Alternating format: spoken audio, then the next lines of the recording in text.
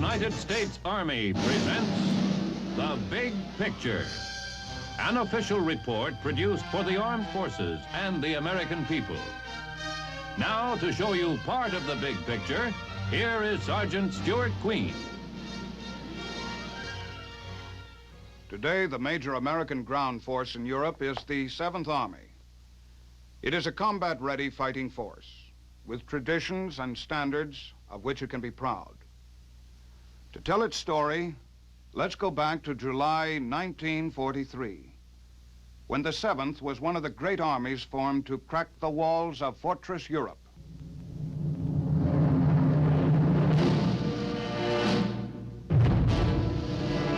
The 7th Army is born at sea on the way to its first campaign. This, the invasion of the not-so-soft underbelly of Europe, for which the whole world had been waiting. The target, Sicily.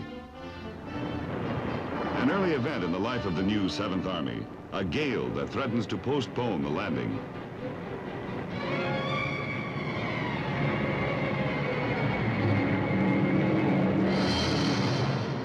In spite of it, the invasion goes ahead.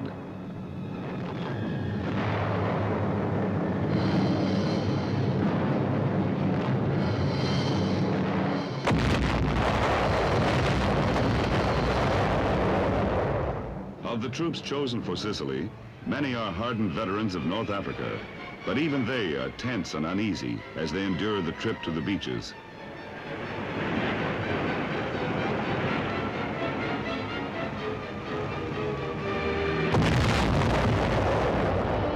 The enemy's main defenses have been avoided. The landing on the south-central coast is a bold and successful stroke. Everything possible is done to speed the movement ashore.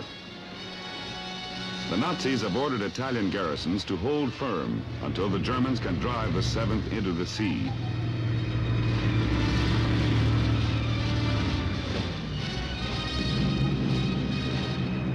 The Luftwaffe preys upon the beaches.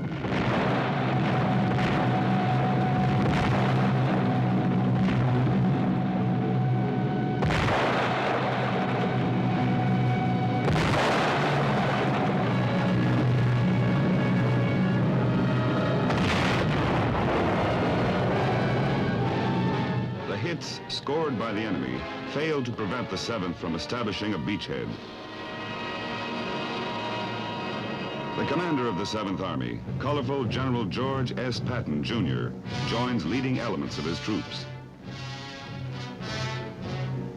Italian prisoners, they are sick of Hitler and tired of 5 years of fighting.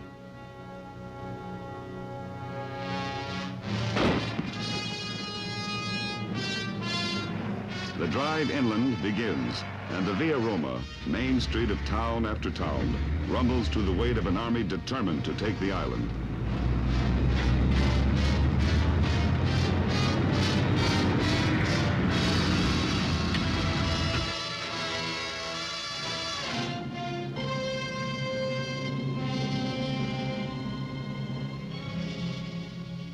But the hills of northern Sicily provide the Germans with rugged, natural defensive positions.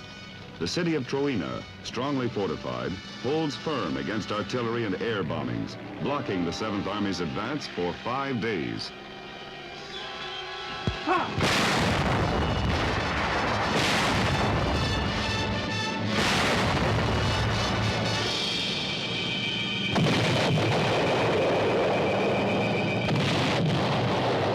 The 7th has its share of casualties. The army is fighting against men who for years have been trained and indoctrinated with the Nazi philosophy. But the soldiers of the 7th Army beat the enemy to his knees.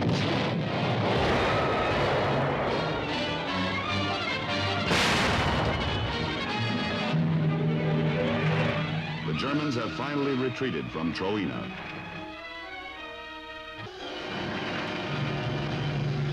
The 7th pursues the Hitler legions, who are now trying to save themselves by attempting to escape from the island.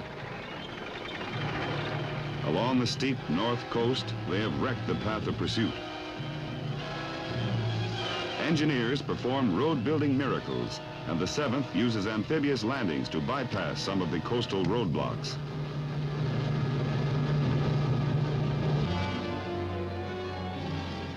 Messina, last city to be taken. From it, the enemy retreats to the mainland of Italy.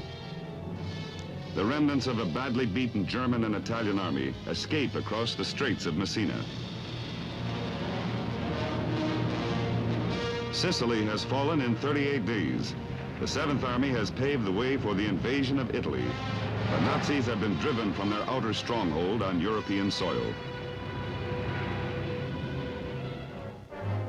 Now months are spent in planning an attack upon the southern coast of France, with the primary mission of seizing ports to aid the Allied invasion of northern France and the future battle for Germany. Equipment is ready. Men have undergone intensive training, but others, slated for the invasion, are still fighting in the Italian campaign.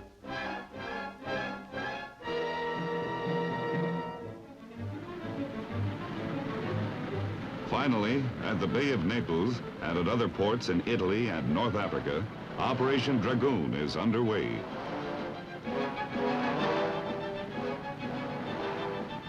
Veterans of Sicily, as well as Salerno and Anzio, a seasoned 7th Army.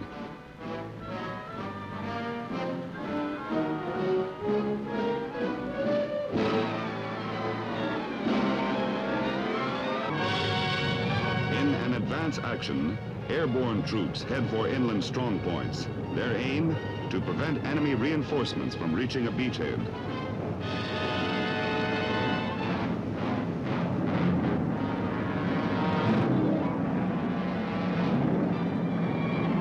Parachute and glider troops are successful in undermining the enemy's chance of a counterattack.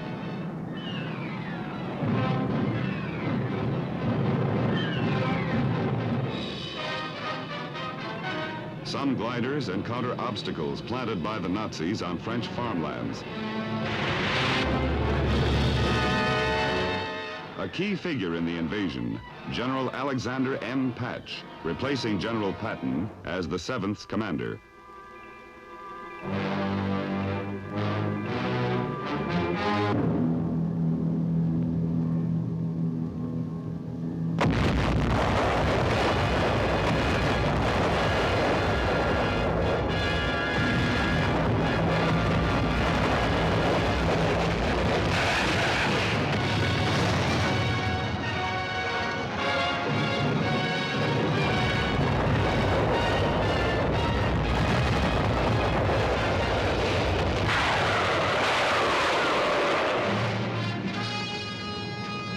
French Riviera, a few miles west of Nice.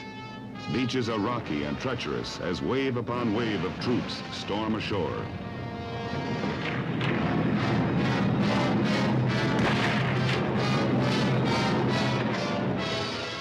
Opposition is weak. The enemy has been stunned and overwhelmed. They are unprepared for an assault of this magnitude. The invasion proceeds, not entirely according to plan, but rather far better than anyone had anticipated.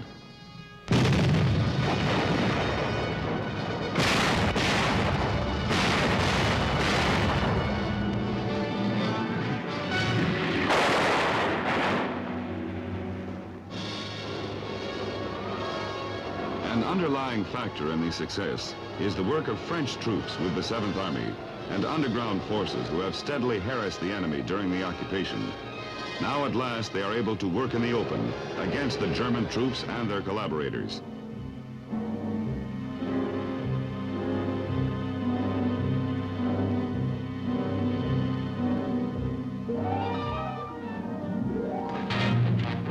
French troops under General Patch have been assigned the mission of attacking Marseille and Toulon. They meet strong opposition from the last-ditch troops whose orders are not to withdraw or surrender.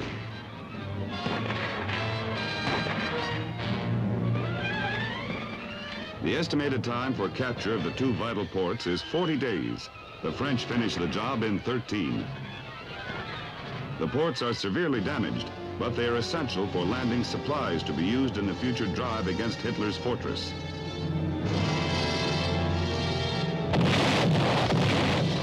The campaign thus far has been one of the best coordinated efforts in military history. Sensing defeat, the German High Command orders their entire 19th Army to withdraw northward. The enemy retreats up the Rhone Valley toward a trap that the 7th Army is setting up north of Montelimar.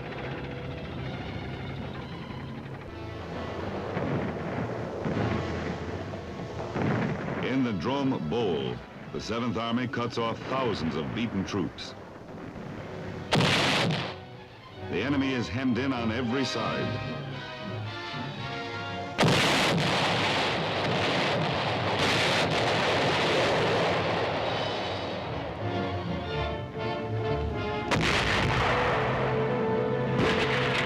Those who escape are forced to leave behind a vast graveyard of vehicles and equipment.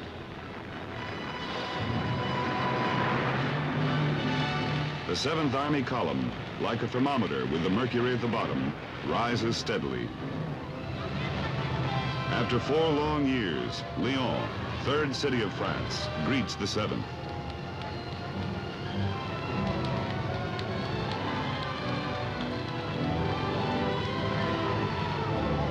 French troops are wildly greeted by their kinsmen at Dijon.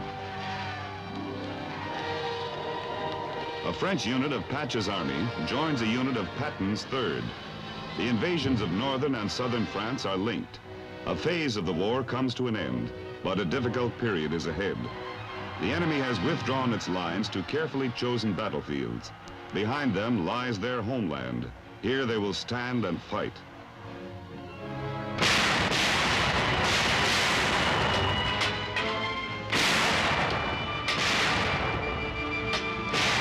Thus begins a period of bitter fighting against endless enemy strongholds, stubbornly defended, vigorously attacked, a long but final test of the stamina of nations and of men.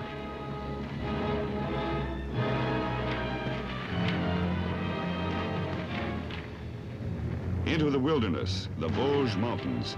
In its darkness, lanes of fire have been prepared by the enemy. Every move is dangerous.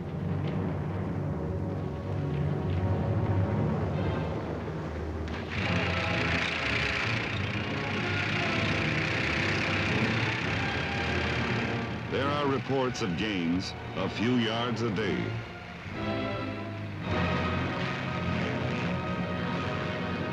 Finally, there is a breakthrough to Strasbourg, the gateway to the Rhineland.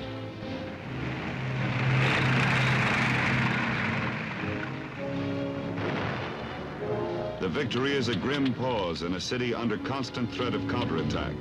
The enemy is still strong, playing a game of giving a little to take more.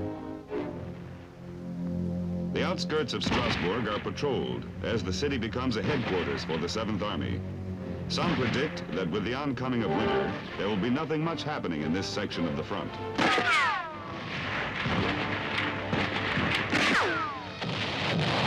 the orders are to move northward toward the Nazis' main defenses, the Siegfried Line.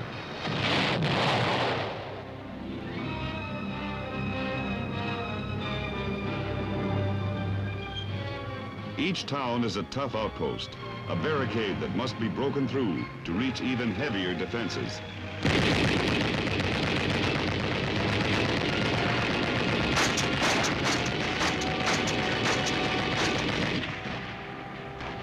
Not an inch is given. Every foot must be taken.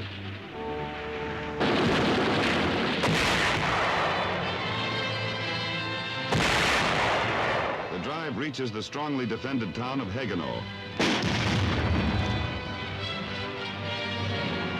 Patch's soldiers are tested as never before against mines, booby traps, and snipers.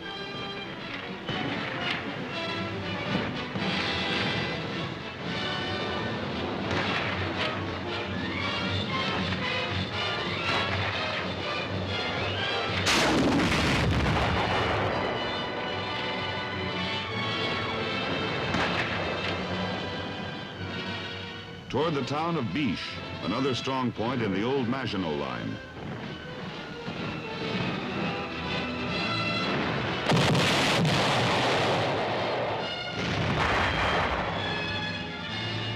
After a bloody battle, a town falls, and the 7th has moved a step nearer the Nazis' main line of defense. Christmas arrives, but there's not much of it in this sector of the Western Front. General Patch constantly roams his front line. He is deeply concerned over a new development, what might be a major threat. Finally, he decides to accept an evaluation of information collected by his G2, who even today remembers the episode as a high point in his military experience.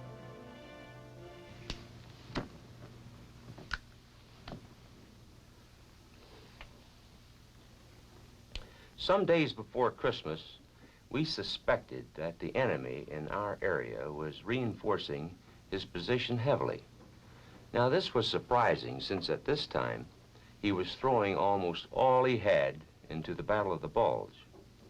Then, the day after Christmas, aerial photographs revealed new enemy forward emplacements for artillery.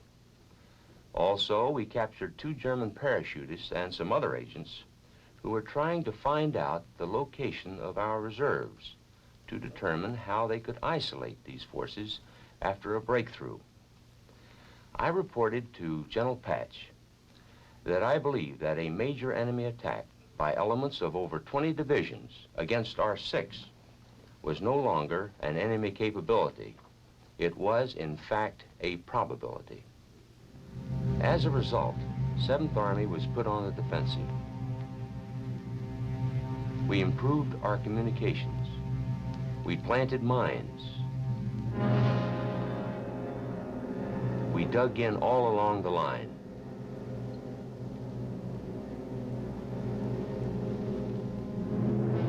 Positions were shifted to strengthen areas where we expected the attack to have its greatest impact. We estimated the German operation, so-called Northwind, for New Year's Eve. The attack came on schedule and continued for 23 days.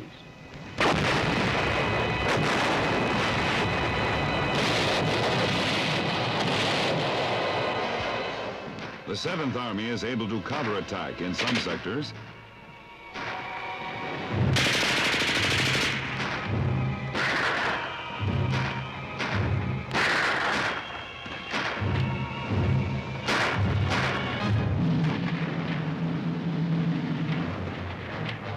But in others, it must withdraw to gain more favorable defensive terrain.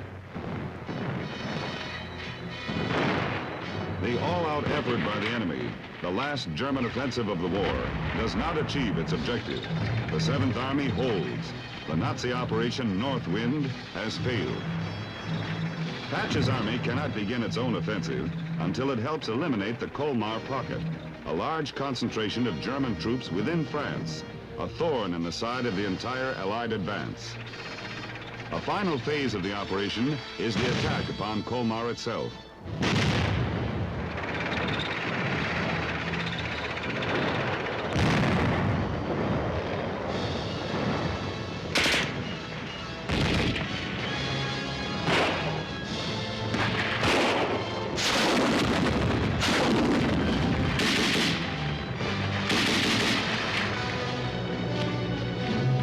Finally, the Colmar pocket is closed by the French 1st Army and 7th Army units. Colmar becomes a liberated city.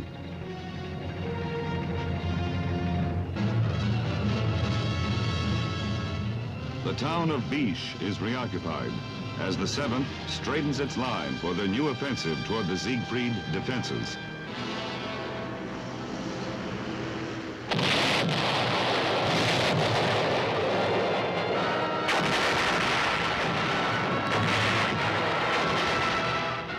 Some of the toughest battles of the war are fought here, penetrating the net of fortifications defending Germany.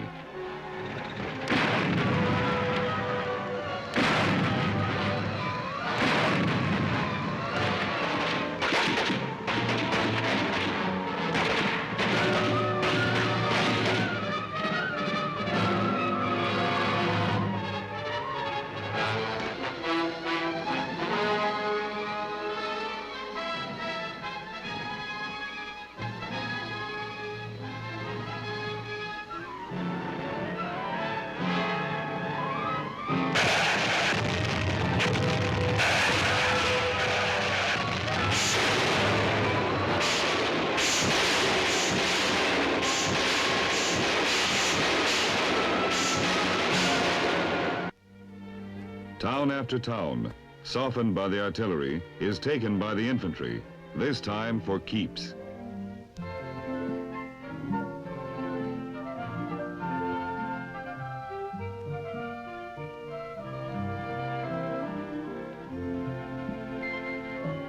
Some flags are unfurled for the last time. Spring is wet, but the Allies are moving ahead.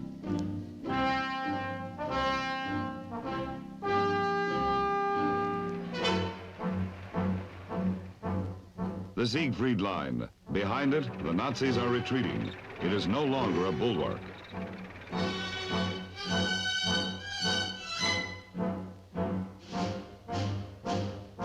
The 7th is in Germany, having won its frontal attack against the strongest fortifications ever constructed by man.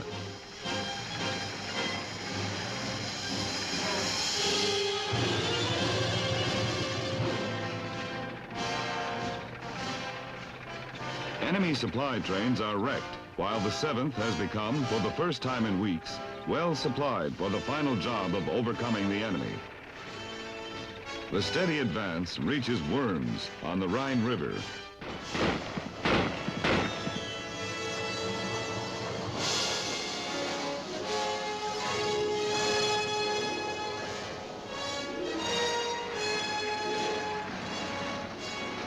Swift and wide, the Rhine is bridged after enemy opposition at the water's edge has been overcome.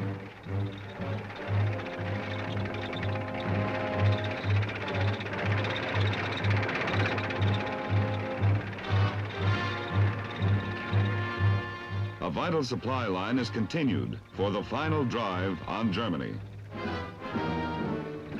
Eastward, the campaign for Central Europe gathers momentum.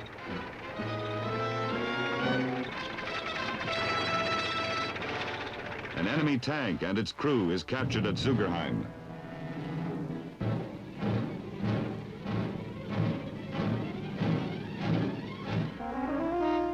Soon there are masses of prisoners along the Autobahn. General Eisenhower states, the Germans as a military force on the Western Front are a whipped army.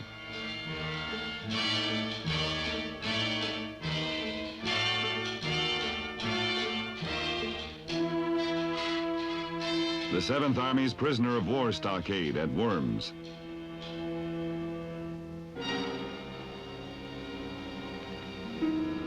The faces of the enemy tell what is happening better than words.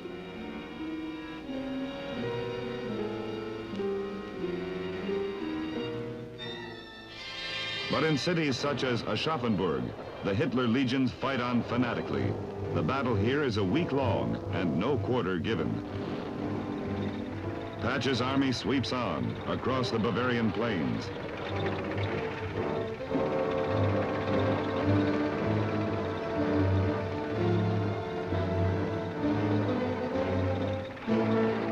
In a small town, Nassig, half the garrison gives up after a prisoner has volunteered to go within the town to persuade their surrender, but the volunteer is never seen again.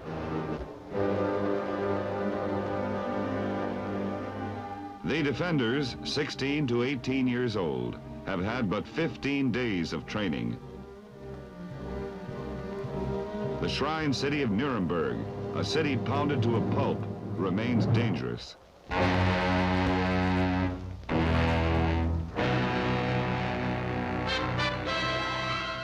In its wreckage, the remnants of a Wehrmacht division fight for 5 days.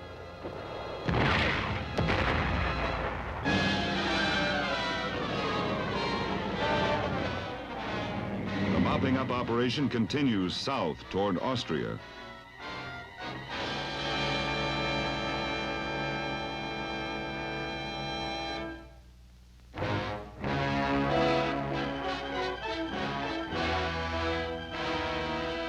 Then, at last, the day of victory comes for the men of the 7th Army. There are formalities that provide a special satisfaction, the disarming of Hermann Goering.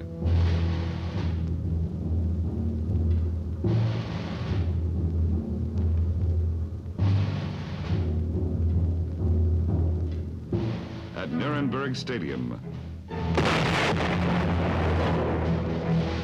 The symbol of cruelty and hate is gone. The bad taste of war is tempered by pleasant moments. The joy, the gratitude on the faces of thousands of slave laborers about to be liberated makes it seem worthwhile.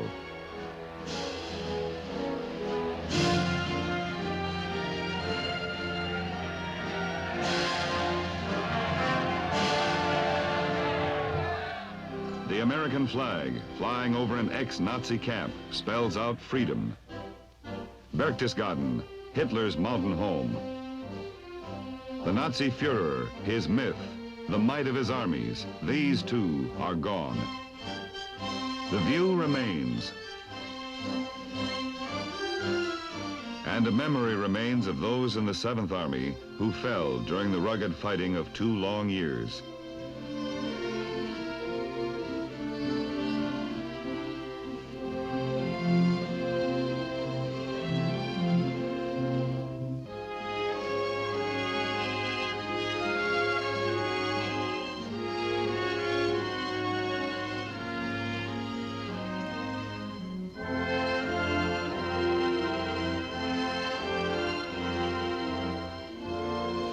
The war is over, but in the years that follow, a new danger arises.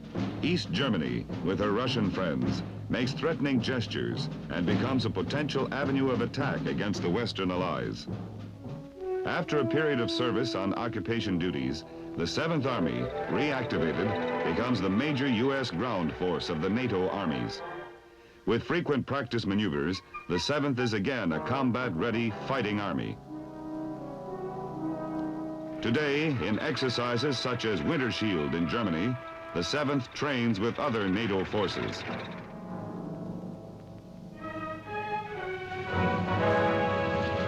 The training emphasis is on combat readiness, and the training continues in terrain and under weather conditions as rugged as any the 7th Army encountered during World War II. In training, the spirit that emerged on the battlefields of Sicily, France, and Germany sets a standard for the troops of today's 7th Army. They are aware of their huge responsibility as the major American fighting force in Europe. They stand ready, a pyramid of fighting strength, to resist aggression.